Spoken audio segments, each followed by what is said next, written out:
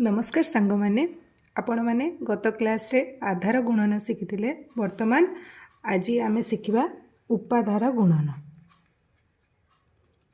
उपाधार नारो ही जानि पड़थिबे उप आधार।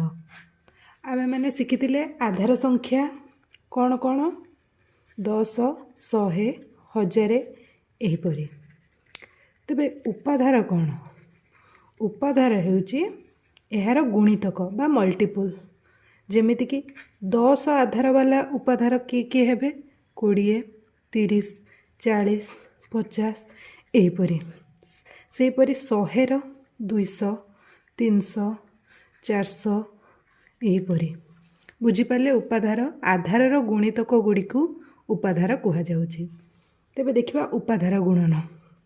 मने कर प्रथम उदाहरण नेबी 25 और 27। आपण माने जानि पारुथिबे दुई टिकिया संख्या रे 10 रो निकटवर्ती संख्या 10 रो 20 मध्य रे रहितिले आपण ताकू आधार गुणन माध्यम रे करि पारतांते, किंतु एहा 20 ऊपर को अछि। तेणु एहार गुणन करिबा पई आमे उपाधार रो सहायता नेले। तो एहार पाखापाखी उपाधार किए 20। तो एहा 20 ठारू केते अधिक 5।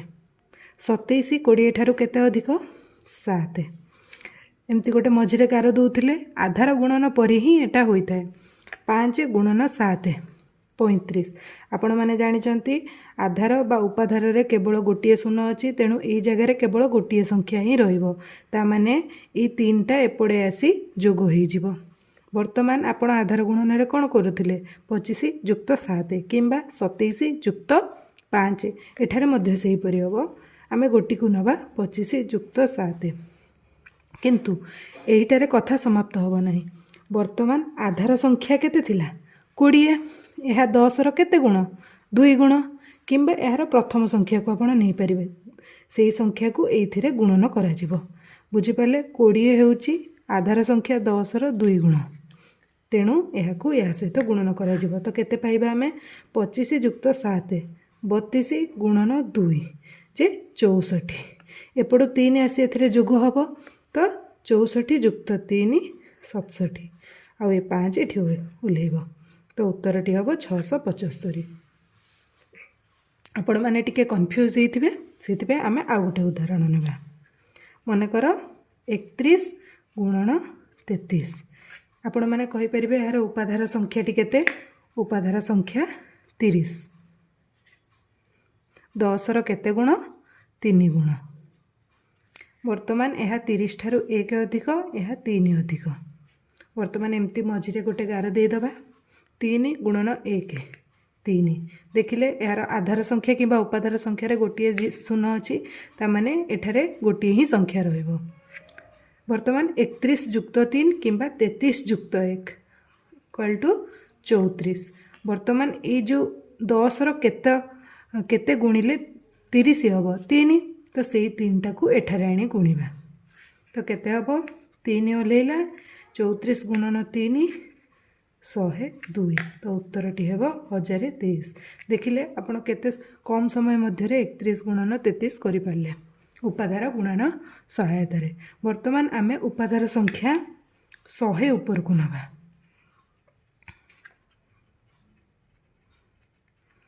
मन कर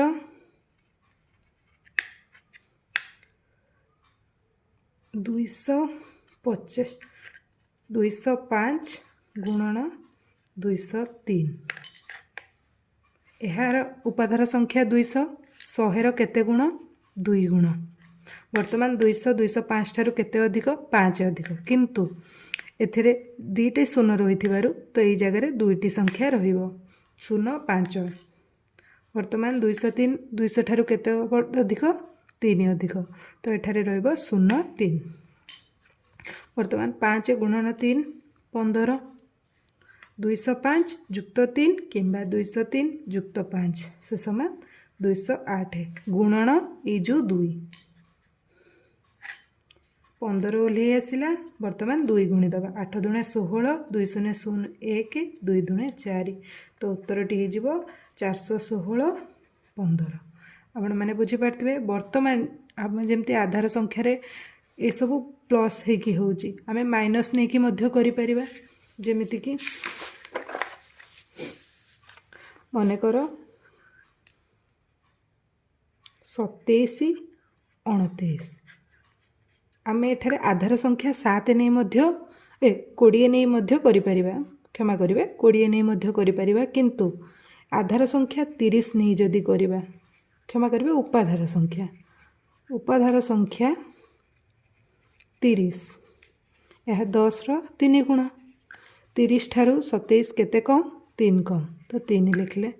30 ଠାରୁ 29 କେତେ କମ୍? 1 କମ୍, ତ 1 ଲେଖିଲେ। ବର୍ତ୍ତମାନ 3 ଗୁଣନ 1 3, 27 ଫେଡ଼ାଣ 1 କିମ୍ବା 29 ଫେଡ଼ାଣ 3 ଯେ 26। ବର୍ତ୍ତମାନ ଏଇ 3କୁ ଏଠାରେ ଗୁଣିଦେବା। 3 6 3 18, 3 2 6 1 7, ତ ଉତ୍ତରଟି ହେଇଯିବ 783। ବୁଝିପାରିଲେ? ଆଉ ଗୋଟେ ମନେକର ଗୋଟିଏ ଅଧିକ ଗୋଟେ କମ୍ ନେବା, ଯେମିତିକି 29 ଗୁଣନ 32। ଏହାର ଉପାଧାର ସଂଖ୍ୟା କେତେ?